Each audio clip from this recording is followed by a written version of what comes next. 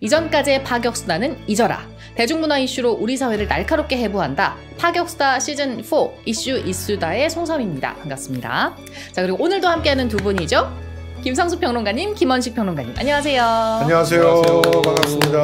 네, 반갑습니다. 박수가 늦었네요, 오늘.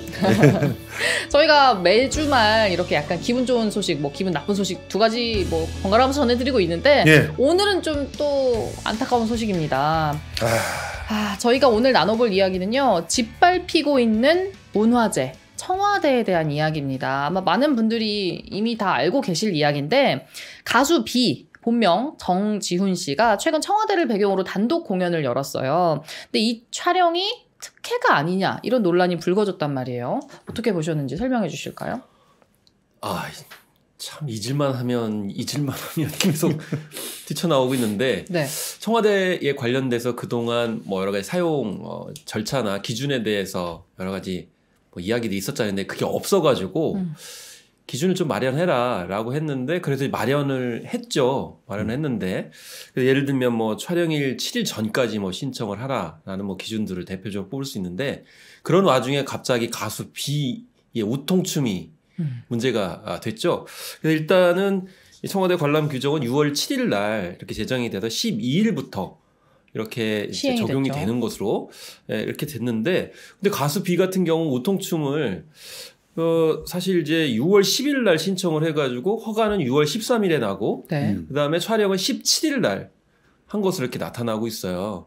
그러면 12일부터 시행을 했는데 13일 날 그럼 허가를 내주면 이게 어떻게 된 거냐라고 하는데 사실 거기 이제 부직 조항이 있었죠. 예외 그 부분을 조항. 좀 말씀해 주시면 좋겠습니다. 그 6월 20일 이후에 신청된 건부터 이 규정을 적용한다. 이렇게 얘기를 한 거예요. 근데 이 규정을 이 부칙을 갖다가 넣은 이유를 따져 물으니까 이게 이제 국감에서 문제 제기가 됐던 거거든요. 그렇게 따져 물으니까 이렇게 얘기한 거예요.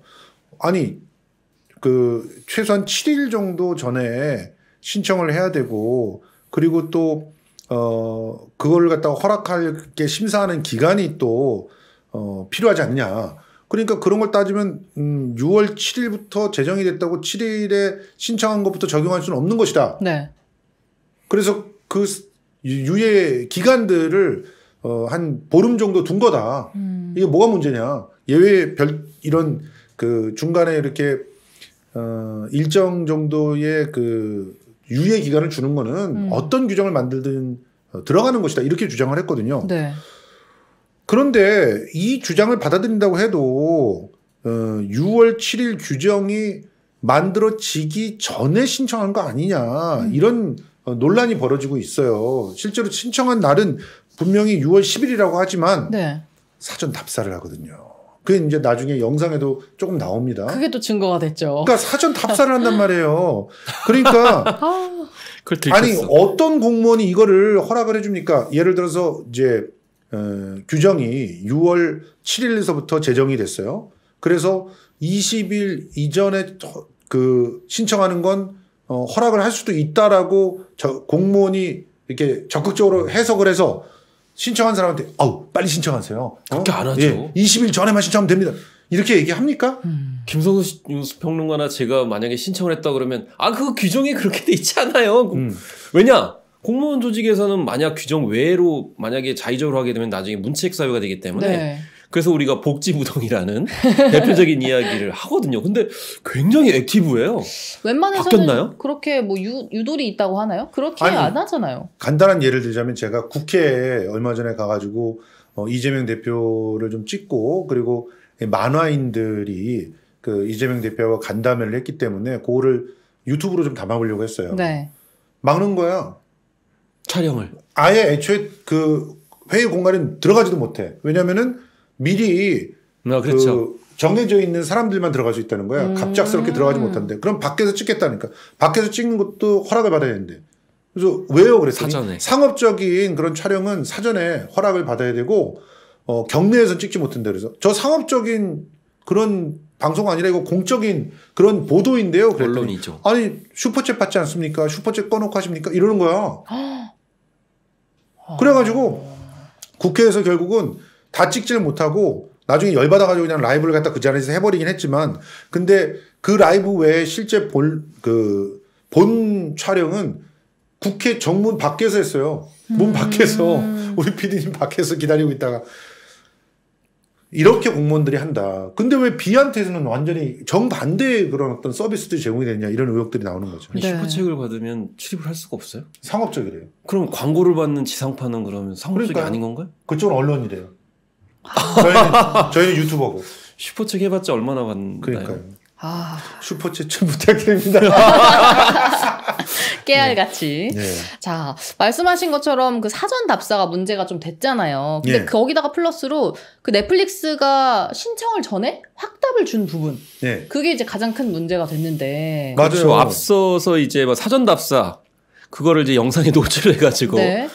자인한 셈이 됐는데 그래서 6월 10일 날 신청을 했다고 하지만은 사실 사전에 사전 답사를 포함해가지고 5월 25일 이전에 이미 이야기들이 다 왔다 갔다 했다라는 것이고요. 그렇기 때문에 그래서 가수 B의 촬영을 염두하고 전제하고 6월 20일 이후라고 하는 부직 조항을 만들었다. 그러니까 부직 조항을 왜 만들었느냐?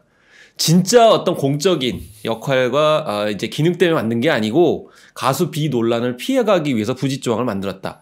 그러면 이 부직 조항을 누군가를 위해서 만들어줬다 하면 이게 특혜가 아니면 다른 무엇이 특혜입니까? 라는 맞습니다. 지적이죠. 실제로 규정이 만들어지고 있는 와중에 문화재청은 먼저 사용 가능하다는 확답을 한 것으로 보여요. 네. 왜냐하면 넷플릭스가 신청을 할까 말까 망설이고 하는 정도였을 거예요. 그래서 가능하냐는 정도의 의견을 물어보지 않았겠습니까? 그때 5월 25일 날 가능합니다라고 하는 얘기를 청와대에서 했다는 거예요. 근데 이것도 이런 얘기를 했다는 공무원은 없어요, 지금. 그럼 도대체 뭐냐는 거예요. 어떤 루트를 통해서 어떻게 5월 25일 날 사용 가능하다는 확답을 받았냐는 거예요. 이 부분에 대해서 넷플릭스도 항구를 하고 있고, 그리고 비측도 기자들도 안 묻는 것 같아요. 이거 물어봤자 나올 이름이 뻔하니까 안 묻고 있는 것 같은데, 어쨌든 규정이 만들어지고 있는 그런 그 기간 중에 우리들은 왜 이렇게 규정 늦게 만드느냐고 막 따지고 있는 중에 그 중에 이들은 이미 벌써 끝난 거죠. 예, 섭외는 다 완료됐고 사전 답사까지 거의 끝난 그런 상태로 보이기 때문에 이건 꼼수 중에 꼼수다. 네. 이렇게 볼 수밖에 없는 거죠. 맞습니다. 여기다 추가적으로 공연 퍼포먼스 이 부분도 문제가 됐어요. 장소와 전혀 어울리지 않는 퍼포먼스였다 이런 평가가 있는데 두 분은 네. 어떻게 보셨나요? 그래서 보고코리아 촬영할 때 한예진 씨가 난데없이 이제 비판받아가지고 뭐 SNS 계정도 폐쇄하고 이런 수모를 당했는데 사실 한예진 씨가 무슨 죄겠어요. 그냥 입혀주는 대로 입었죠. 그렇죠. 사실은. 네. 사실 모델 입장에서는 기획에 따라가지고 거기서 자기의 재량이나 이제 역량을 보이는 건데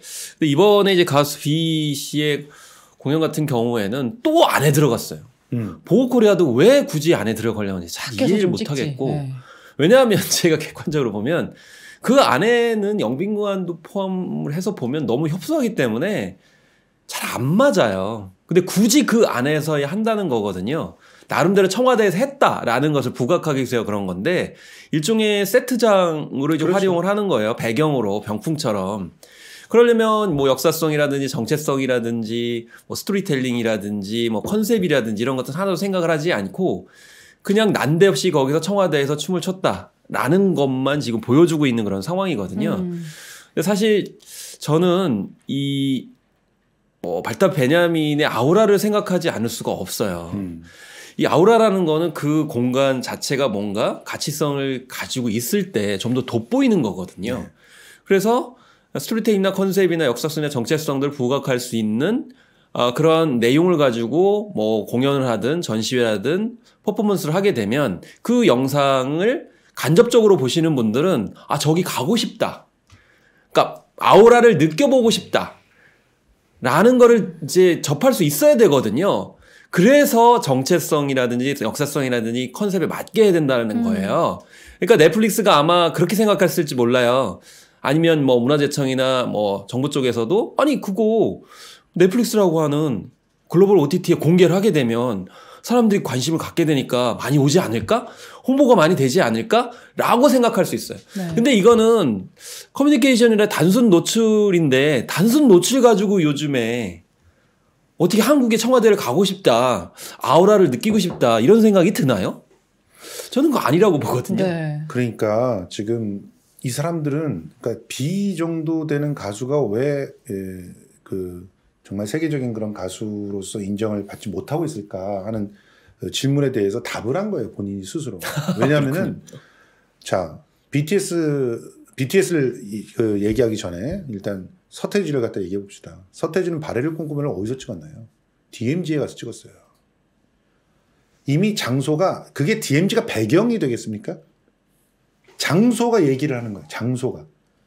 그러니까 바래를 꿈꾸며라고 하는 가사가 나오기 전에 음악만 딱 깔리고 DMZ가 보이는데 사람들은 가슴이 뛰는 거예요.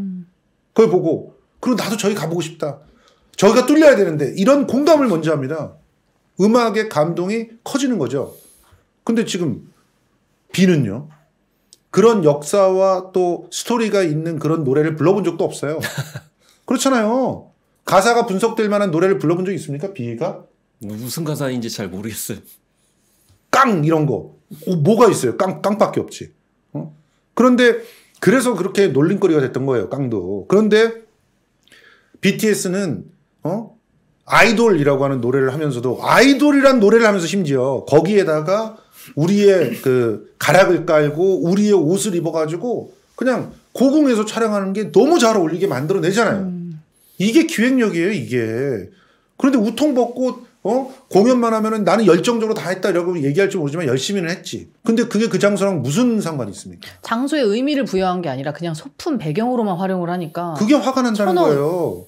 하다못해 김재규 코스프레라도 했어봐요. 얼마나 살았겠습니까? 안 하잖아요.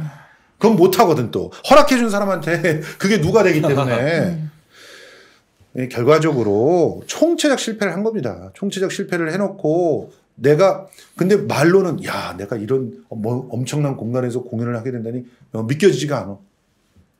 역겹지 않습니까? 그거는 그 공간을 짓밟으라고 허락을 받은 거고 그렇게 짓밟은 거예요. 그 공간이 갖고 있는 정체성, 그 공간의 역사, 그 공간의 에피소드 모든 것들을 문화재적 가치까지 다 짓밟아 버린 거예요. 그래서 여기 이렇게 깽판 치고 놀 수 있어. 야 청와대 클럽이야. 그러니 모독감을 느끼는 거 아닙니까? 네. 근데 여기다가 한 발 더 나아가서 하태경 의원의 반응이 더 당황스럽습니다. 예. 이걸 제지하고 이에 반기를 드는 사람들이 마치 꼰대인 것처럼 예. 몰아갔어요. 저는 갑자기 이 말을 누가 했지라고 해가지고 의원 이름을 찾아보니까 이 사람인 거예요. 그래서 와, 이 사람이 왜 이렇게 자유주의자가 됐지라는 생각이 언제부터 이런 얘기를 했지라는 그러니까 주사주의자였는데 언제 자유주의자가 된 거야? 야, 대단하다라는 생각이 들어요. 저 권위주의 싫어해요. 그리고 청와대 별로 안 좋아해요. 맞아요. 그런데 이 청와대는 두 가지의 의미가 있죠. 어쨌든 국민 혈세로 만들었잖아요. 네. 그렇죠. 엄청나게 많은 혈세가 들어갔습니다. 그러면 혈세가 들어간 공간을 함부로 사용하면 되겠습니까? 아니거든요. 두 번째는 어쨌든 미우나 고우나 이 청와대라는 공간에서 엄청나게 많은 의사결정과 국정 방안들이 논의가 됐고 그게 실제로 시행이 됐어요.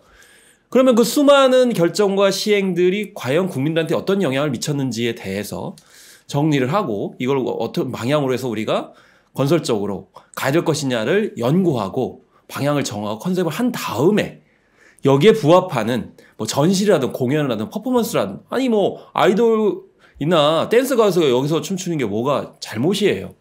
그런 작업 없이 막바로 하다 보니까 본인들도 이게 기준이 없어가지고 결국에는 공연을 해봤자 퍼포먼스를 해봤자 결국에는 나쁜 부메랑이 되는 거예요. 그래서 지금 현재 보면 일종의 훈장, 장식 혹은 트로피처럼 지금 자기들이 가지려고 하는 거거든요. 맞아요. 예. 내가 여기서 청와대에 다른 사람 공연하지 못하는데 처음 들어가가지고 내가 공연한다. 나 청와대에서 공연한 가수야. 그 타이틀을 더구나 넷플릭스라고 하는 OTT를 통해 가지고 전 세계로 공개를 했어. 라고 하는데 그 부메랑은 잘못 오는 거죠. 그래서 섣부르게 공연하는 거를 좀 부끄러워해야 되는데 오히려 당당해야 하는 이상한 형국이 되고 있는 거죠. 그 토대를 누가 지금 깔아주고 있느냐라는 걸 분명하게 지적을 해야 되겠죠. 하태경이 한 말을 갖다가 분석해 보세요. 청와대가 어떤 곳인데 감히 공연, 패션 등 발칙한 행위를 하냐. 이렇게 얘기하는 사람도 물론 있겠죠. 근데 대다수는 이거 갖고 얘기하는 게 아니잖아요. 그러니까 허수아비 때리게 하고 있어요. 발칙한 행위를 하냐. 이런 사람들은 극소수일 거예요. 그리고 그런 말을 썼더라도 그 사람 말 속에서는 진짜 예전에 이자가 이렇게 얘기하는 것처럼 위정 척사파나 수구파처럼 오두가단 차발 불가단 이런 얘기를 하는 게 아니에요. 지금 핵심은 청와대라고 하는 곳이 갖고 있는 정체성이 있고 그리고 그 컨텐츠 자체다. 청와대 자체가. 그런데 거기에 맞지 않게 그거를 갖다가 자꾸 깨트리려고 하는 일부러 훼손하려고 하는 그런 공연을 하느냐라고 질문하는 거예요. 그러니까 지금 뭐 그러면서 프랑스 베르사유 궁전도 패션쇼를 한다. 하지. 패션쇼 하는 곳이 따로 있어요. 네. 바깥에서 해요. 공개된 일부 공간이 있는 거죠. 당연하죠. 지금 영민관 안에서 못해가 지금 난리가 났어요. 야, 스페인 아람브레 궁전에서도 공연한대. 공연하는 거 따로 있다고. 정해진 공간이 따로 있다고. 누가 아람브레 궁전을 갖다가 마음대로 들어가가지고 이렇게 우통벗고 이런 춤을 갖다 추면은 그 스페인 그 국민들 가만히 있을 줄 아십니까? 거기는 더 열정적이어서 암살당해요. 아무것도 모르고 있어. 아무것도. 네. 이렇게 모르면서 어떻게 국회의원을 하는지도 참 대단한데 좀 모르면 배우세요. 막 떠들지 마시고 스스로의 무식을 갖다 폭로하고 그러지 마시고 제발. 이 하태경 의원의 말 자체에도 모순이 있다면서요. 아니 당연히 모순이죠. 아니 이렇게 이용하자 이렇게 국민 관광지가 됐다는 것처럼 이용하자 그러는데 왜 규정은 둬? 그 규정 두고 왜 비만 유일하게 영빈관 안에서 공연하는 그런 팀을 만듭니까? 그럴 거면 모든 상업적 공연을 허용해야죠. 당연하죠. 앞뒤가 안 맞잖아요. 그러니까 자기가 무슨 말을 하는지도 모르면서 이렇게 떠들어. 권력에 취해가지고. 근데 본인은 윤핵관도 아니잖아. 왜 그래 진짜. 윤핵관으로 들어가고 싶은가 봐요. 진짜 윤핵관은 이세창이고 뭐 이렇다며. 자, 하태경 의원의 이런 발언 그리고 생각은 국민들의 생각과도 많이 다른 것 같습니다. 특히 이번에 또 설문조사가 있었는데 문화체육관광부 그리고 문화재청 소관기관 직원 중에 절반 이상이 청와대 개방에 부정적인 의견을 표했다고 합니다. 이 네, 설문조사 내용은 어떻게 보셨나요? 김윤덕 의원이 이제 조사를 했는데요. 네. 지난달 19일과 30일 사이에 문체부와 문화재청 또 여기에 문화관광연구원도 포함해서 소속 기관 직원 300여 명을 대상으로 조사를 해봤더니 청와대 개방에다 잘못한 일이라고 대답한 분들이 54.3%였어요. 근데 이게 사실 이런 설문조사를 한다는 것 자체가 객관성을 가지지 못할 수도 있거든요. 왜냐하면 지금 10%게 살아있는 권력인데 여기서 설문조사를 했는데 이런 대답이 나왔다. 결국 무슨 얘기냐면 훨씬 더 많은 분들이 잘못된 거라고 생각을 하는 그렇죠. 거예요. 눈치를 보는 사람들도 나왔다는 있다는 거는. 거니까. 공무원들이 이런 정도 대답했으면 국민들은 어떨까요? 실제로 이 조사 있잖아요. 방금 전에 말씀하셨지만 이 조사가 이거 뭔가 살아있는 권력 앞에서 왜곡될 수가 있는 조사다라고 우리도 느끼고 우리는 오히려 이 54% 이상이 정말 대답을 하고 싶어도 속을 끓이면서 못했을 것이다라고 얘기하잖아요. 근데 놀랍게도 문화체육관광부에서 여기에 대한 해명자를 냈습니다. 네. 해명자에 뭐라고 써 있었느냐? 그냥 여조가 굴하다 이렇게 얘기해버렸어요. 여조의 신뢰성에 의문을 품었나요? 네. 여론조사 필요 없다는 건가요? 그렇죠. 일단은 표본 추출이 잘못됐다. 15,000명이 넘는 각종 기관들 서로가 다른 그런 특별한 그 자기 역할들이 있는데 그런 역할들 다 무시하고 일괄적으로 300명 어떻게 뽑았느냐. 이거부터 잘못이다. 놀랍지 않습니까? 그러면 그걸 어떻게 믿고 RDD로 해가지고 돌려가지고 전화로 그러면 문화체육관광부가 한번 객관적으로 조사 한번 해보시죠. 그러게요. 센터 가면서 그렇게 여론조사를 안 할 안 것 같은데? 믿으니까. 그거 하면은 분명히 부정적으로 나올 것 그렇죠. 같아요. 당연하죠. 지지율도 외면하는 이유가 있었네요. 그렇습니다. 자, 근데 여기다 추가적으로 청와대를 다시 대통령실로 옮겨야 한다. 뭐 이런 여론도 있다고 합니다. 그래서 UPI KBC에서 이제 조사를 한 건데요. 이게 비용이 지금 사실 굉장히 많이 들어가잖아요. 그리고 경호 문제도 있고 그렇기 때문에 어제 또 총격이 또 있고 맞아요. 하여튼 불미스러운 일들이 계속 일어나고 있고요. 제가 이 시간에 좀 다뤄보고 싶었던 게 뭐냐면은 남산에서 사진을 찍는데 청와대가 보인다고. 청와대가 아니라 관저. 네, 관저죠. 일종의. 관저가 보인다고 사진을 찍지 못하게 하고 거기 인력을 배치해가지고 맞아요. 여기서 사진 감시하고 찍으시면 안 있어요. 돼요. 아니 남산은 우리가 너나 없이 서울 시민뿐만 아니고 전 국민 혹은 외국인들도 자유스럽게 드나드는 곳이고 사실 설문조사 많이 해보면은 네. 남산이 가장 많이 방문하는 곳이기도 하거든요.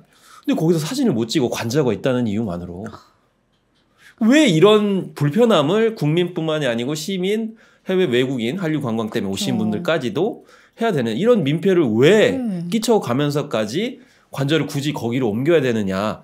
사실 이것은 지금 우리나라 국정 운영이나 정부 사업 시행 이런 프로젝트나 일관된 어떤 그런 원칙들을 다 깨부수는 거예요. 왜냐하면 예를 들면 국가의 어떤 사업을 하려면은 예비 타당성 조사부터 해가지고 환경 영향 평가 해가지고 굉장히 사전 조사들을 많이 하게 돼 있거든요. 그렇죠. 근데 이 원칙들을 지금 다 깬 거잖아요. 옮기려면 최소한 정말 오래전부터 준비를 해가지고 타당성 검사하고 환경 영향 평가하고 시민들의 의견 수렴하고 해서 차츰차츰 가야 되는데 그런 행정부의 모든 원칙들을 한 방에 다 날린 거예요. 한 방에. 그래서 당연히 국민들은 무려 60몇 퍼센트, 63%가 도로 들어가라. 이런 얘기를 하는 거예요. 복귀해야 한다. 생각해보세요. 청와대 개방하라고 원했던 적도 없어요. 그리고 이미 거의 개방돼 있었어요. 네. 우리 PD님이 살아있는 증인이야. 거기다 신청해가지고 그 하루에 들어갈 수 있는 인원이 제한돼 있었긴 했지만 다 구석구석 들어가서 다 사진 찍을 수 있는 거 다 찍고 그랬던 때예요. 옆에서 대통령이 집무하던 곳 옆에서. 그렇게 이미 개방돼 있던 것을 더 개방하겠다고 계획들이 쭉 있었는데 그런데 거기 조금 더 개방해 주면서 온갖 잡탕으로 만들어 놓고 남산을 뺏어갔잖아. 이 모순에 대해서 어떻게 얘기하십니까? 남산을 뺏겼잖아요, 우리가. 남산은 왜 개방이 안 됩니까? 관저 하나 때문에. 자, 그런데 아직까지도 비극이 끝난 게 아니에요. 아직까지도 써야 될 돈이 1조 가까이 써야 되고요. 그리고 지금 이렇게 연차적으로 계속 옮겨간 곳에서 연차적으로 계속 또 이제 문제들이 발생할 겁니다. 예를 들어서 사이버 사령부 같은 게 옮겨가게 되면은 그 각종 그런 기자재들과 라인들 이런 게 다 옮겨가야 되는데 옮겨가서 제대로 작동 안 하면 어떡할 거예요? 대한민국의 안보는 누가 책임집니까? 지금 미사일이 어디서 뜨고 그 미사일이 무엇인지 잘 밝히지 못하는 것도 지금 국방부의 이전과 무관하다고 생각하는 사람 없습니다. 당연히 관련이 있죠. 근데 이 모든 것들을 다 뭉개고 청와대를 옮겨놓고 그리고 관저도 옮겨놓고 이사를 안 가는 건 또 뭡니까? 지금 오늘이 28일이죠. 지금 녹화하는 날이 28일인데 아직까지 이사를 안 갔어요. 그러면 10월 안에 이사 가겠다고 했던 거 언제 갈 겁니까? 개판이에요. 입만 벌리면 거짓말이고 입만 벌리면 그냥 이 모든 것들이 전부 자기의 권력을 가지고 어떻게 자기가 이권을 누리는 데에만 맞춰져 있어요. 그리고 남산 얘기를 조금만 더 하면은 거기서 사진도 못 찍게 하면서 거기를 철저하게 인력을 넣어서 허비해서 감시하지 않습니까? 네. 청담동 술집에는 어떻게 합니까? 근데 경호가 완전히 빵꾸가 나잖아요. 거기 새벽 3시까지. 거기서 직접 그 자리에 있었던 사람이 얘기하잖아요. 경호 같은 거 신경도 안 쓰고 개판이라고. 그러면서 국민들은 거기서 막아? 이거를 국민들이 언제까지 참고 견딜 수 있을지 정말 용산 위에 하늘은 드론도 못 띄우잖아요. 그렇죠. 아니 다시 되돌아가면 청와대를 국민에게 되돌려주겠다. 국민과 소통하겠다. 나는 뭐 폐쇄적으로 운영하지 않겠다. 이렇게 언급을 하면서 관절을 옮긴 거 아닙니까? 근데 남산에서 사진 한 장 못 찍게 한다. 사실 그게 보안상으로 굉장히 크게 저촉되는 것도 아님에도 불구하고 그럼 결국에는 처음부터 청와대를 옮기고 소통하겠다, 개방하겠다 이게 생각이 없는 거죠. 거짓말이지. 네. 그리고 두 번째는 자꾸 이제 엔터테인먼트 공간으로 자꾸 만들려고 하거든요. 네. 이게 왜 그렇게 자꾸 만들려면 지난번에 이제 봉인이라는 말씀을 많이 드렸지만 왜 창경원을 자꾸 언급하냐면요. 생각해 보세요. 창경궁에 원숭이가 뛰어놀고 똥냄새 나던 곳인데 유의적인 공간인데 거기를 다시 조선 독립운동을 해가지고 나라를 찾았어. 그럼 거기다 다시 왕실이 들어가. 그러면 시간이 어느 정도 지난 상황에서 창경원으로 인식한 사람들은 창경원에다 다시 궁으로 들어간다는 게 잘 이해가 안 되잖아요. 결국엔 지금 이미지 전쟁인 거예요. 그러니까 일종의 낙인을 찍어가지고 여기는 다시는 사용하지 못하도록 하는 것이고요. 두 번째는 예산을 많이 쓸수록 아마 아까 이제 좀 언급하셨지만은 매몰 비용을 자꾸 용산에 투입할 가능성이 높아요. 맞아요. 그래서 용산에 굉장히 많은 비용을 들여가지고 아니 이렇게 돈을 많이 썼는데 그럼 다시 청와대로 들어가리? 그러니까 두 가지 나라 국가는 비었는데 여기 청와대로 다시 가려고 하느냐 이런 거 조선일보가 제일 먼저 쓸걸요? 청와대에서 지금 또 개조를 해가지고 뭐 이제 공간으로 만들겠죠. 그럼 다시 그 원상복구해야 되나? 계속 이런 식으로 이제 몰고 가는 상황이기 때문에 결국 결론은 청와대가 가지고 있는 그런 어떤 의미와 가치성을 국민한테 온전히 되돌려주는 작업도 못하는 거고, 그다음에 국고는 국고대로 아니 멀쩡한 시설이 있는데 그걸 사용하지 않고 다른 비용을 들여가지고 한다면 결국 엄청난 혈세를 낭비하는 거잖아요. 네. 그럼 결국에는 누구를 위해서 하는 것이냐는 당연히 결론이 나오죠. 그럼요. 이 앞으로 어쨌든 이 문제를 해결을 해 나가야 하잖아요. 청와대 개방 문제는 어떤 식의 대책을 마련해야 된다고 보세요? 저는 폐쇄해야 된다고 생각해요. 폐쇄가 다른 의미가 아니고 그거는 전문가와 학자들이 일단은 연구를 해야 된다고 저는 생각을 해요. 그럼요. 예. 아니 뭐 그 안에 있는 뭐 그림이라든지 유물이라든지 이런 것들도 채 지금 정리된 게 하나도 없는 상황에서 무엇을 활용한다라는 것이냐라는 측면에서 봤을 때 일단 공개하지 말고, 그리고 어떤 방향에서 어떤 컨셉에서 어떤 스토리텔링에서 이후에 그런 이제 공개나 또 민간한테 개방을 해야 되느냐를 치열하게 수기를 해야죠. 저건 전문가한테 맡겨야 된다고 생각을 들어요. 근데 지금은 전문가가 다 지금 팽당하고 있어요. 문화재청에도 수많은 전문가들 많아요. 근데 지금 전문가들은 하나도 없어요. 전문가들의 목소리가 안 들리는 거죠. 그럼 전문가들의 목소리가 일단 들려야 하는 것이 전 제 급선무다 이렇게 생각해요. 김건희 정도가 전시의 큐레이터가 되잖아요. 전문가가 그 사람인가요? 그 사람이 전문가라는 거지. 그 사람을 위해서 48억만 원에 놓지 않습니까? 계속 자기 취미생활 하라고. 저는 폐쇄라는 그 표현을 조금 바꿔서 한시적으로 이제 청와대를 휴직이 예. 뭐라 그래야 돼요? 휴식 기간? 예. 이렇게 만들어야 된다고 생각해요. 한시적 휴관? 네. 한시적 휴관을 반드시 해야 됩니다. 그렇지 않으면은 다 망가져요. 이 어떤 것들이 지금 그 숨어 있는지, 어떤 것들이 혹시라도 우리 모르게 매장돼 있는지, 이런 것들 다 솔직히 전반적으로 다 한번 훑어보면서 싹 청와대에 대해서 속속들이 정보를 남겨놓고 기록을 해야 된다고 생각합니다. 대한민국은 기록의 민족이라고 많이들 하잖아요. 그런데 이놈의 정권에 들어와가지고는 기록이라고 하는 게 다 개판이 돼버렸어요. 세상에. 이미 원본이 다 있는 그런 기록인데 삭제됐다고 주장을 하질 않나. 그리고 지들 기록은 다 삭제해버려요. 중요한 기록 못 보게 비공개야. 지금 청와대에서 가장 중요한 건 기록입니다. 기록. 지금 현재 건물 상태가 어떻고 언제 지어졌고 뭐가 문제가 있고 이런 것들을 싹싹이 다 기록으로 남겨야 되고 자료화해야 되고 그걸 데이터로 만들어서 많은 연구진들이 공유할 수 있게 해줘야 되고요. 그리고 그런 데이터를 기본으로 해서 청와대가 어떻게 거듭나는 게 필요한지를 대안들을 다양하게 이제 봐야 된다고 생각해요. 최소한 청와대에 있는 그런 그림들만이라도 빨리 목록을 만들어야 돼요. 그거 어디서 누가 훔쳐왔는지 이게 진본인지 가짜인지 이것도 전혀 몰라요. 그런 것들부터 연구해가지고 충분히 연구가 진행된 다음에 제대로 컨셉을 가지고 테마별로 혹은 스토리별로 그렇게 개방해 나가는 겁니다. 가더라도. 그렇습니다. 그래서 일단 그렇게 기록 정리를 하고 저는 이제 방송의 역할도 중요하기 때문에 김성수 TV와 같은 믿을만한 TV에서 그런 연구 결과물들을 다큐멘터리로 보여주는 거예요. 그럼 네. 국민들이 이런 게 의미가 있구나. 그러면은 청와대 어느 쪽에 가가지고 반드시 좀 가봐야 되겠다라는 생각이 들도록 사전에 공감을 한 다음에 개방을 해도 충분히 늦지 않은데 결국에 아까 기록 말씀하셨는데 기록을 남기고 싶지 않은 거죠. 그럼 원래 기록을 남기고 싶지 않은 사람들이 범인입니다. 그렇죠. 실제로 들어가지 않으려고 했던 것도 지멋대로 술 마시려고 했던 게 아닌가 하는 의심이 듭니다. 네. 왜냐하면 기록이 다 남으니까. 옛날 청와대는 드나드는 기록이 다 남아서 최순실이 드나들던 게 다 찍혀갖고 문제가 됐잖아요. 네.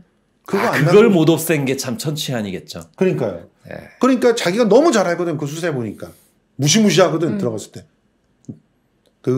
그래서 청와대를 이렇게 만들어 놨다는 의혹까지 나오는 판이니 그런 의혹을 불식시키기 위해서는 지금이라도 늦지 않았어요. 빨리 중단시키고 되살리기 위한 연구 작업에 돌입을 해야 된다. 그리고 그 연구 작업을 다큐멘터리 한 거 넷플릭스가 억만금을 내고 사갈 겁니다. 좋네. 넷플릭스한테는 그런 걸 제안해야 되는 거죠. 당연하죠. 그러면 넷플릭스를 통해서 속속들이 보이는 청와대에 숨겨져 있는 에피소드와 비경. 이거 기가 막힌 거 아닙니까? 이거는 보존적 가치가 있는 다큐멘터리가 되는 거예요. 테이크원은 이거 나중에 누가 보겠어요? 참 답답해가지고. 기록의 중요성까지 또 말씀을 해주셨는데요. 네. 이 청와대라는 공간에 깃든 역사와 수많은 얘기들이 모두가 다 콘텐츠고 또 정체성이라는 사실을 여러분도 다 기억해 주셨으면 좋겠습니다. 그리고 그러는 김에 김성수 TV의 정체성이죠. 김성수 커피를 잠시 소개하겠습니다. 저희 정체성 맞잖아요. 그럼요. 저희 방송할 때보다 맨날 핵심이죠. 마시고. 아, 너무 좋아요. 자타가 공인하는 커피 마니아 김성수 평론가가 자신의 입맛을 고스란히 담은 커피를 만들었습니다. 이디오피아 프리미엄 생두, 콜롬비아 스페셜 생두를 로스팅계의 벤츠라고 불리는 최고급 로스터기에서 가장 맛있는 상태로 구웠는데요. 수십 번의 테스팅을 거쳐서 그 맛을 찾아냈습니다. 원두를 분쇄할 때부터 진한 커피향의 행복감을 맛보게 하고요. 갓 내린 커피는 입에 딱 대는 순간 쌉싸름하면서도 고소한 맛이 다가옵니다. 부드럽고 밀도 있는 바디감에 곧 달달한 맛과 상큼한 신맛이 뒤따라오는 맛있는 커피. 자, 지금 드립백 세트가 한 박스에 10봉 들어있고요. 3박스를 담아서 전단과 함께 배송해드리고 있습니다. 드립백 세트 39,000원, 원두 세트 36,000원, 배송료는 3,300원 별도인데요. 2세트 이상 구매하시면 배송료가 무료입니다. 전화 010-8304-2124로 문자 예약 주시면 감사하겠습니다. 010-8304-2124 문자 예약 주시고요. 김성수 커피도 많이 많이 사랑해주세요. 자, 그리고 김성수 커피와 함께 이것도 사랑해주시면 너무너무 감사하겠습니다. 더 착한 보험 클리닉입니다.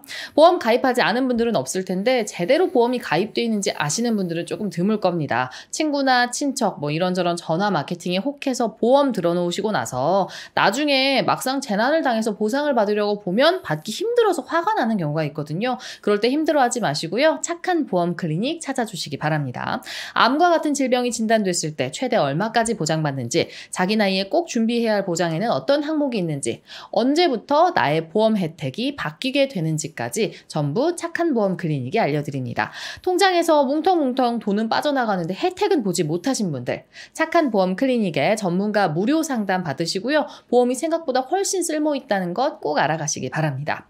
성수대로가 막 광고를 시작할 때부터 지금까지 성수대로의 든든한 지킴이가 되어줬습니다. 이제는 착한 보험 클리닉이 여러분의 지킴이가 되어드리겠습니다. 전화 010-7612-3303, 010-7612-3303 전화 한 통화만 해주시면요. 직접 방문해서 무료 상담해드리고요.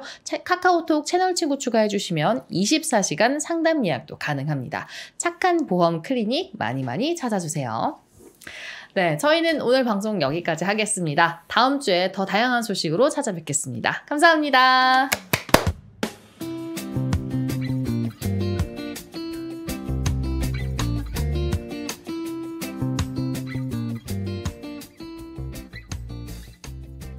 오늘 방송 어떠셨나요? 방송에 대한 의견과 댓글들 많이 남겨주시고요. 좋아요와 구독도 부탁드립니다. 이상 유지연이었습니다.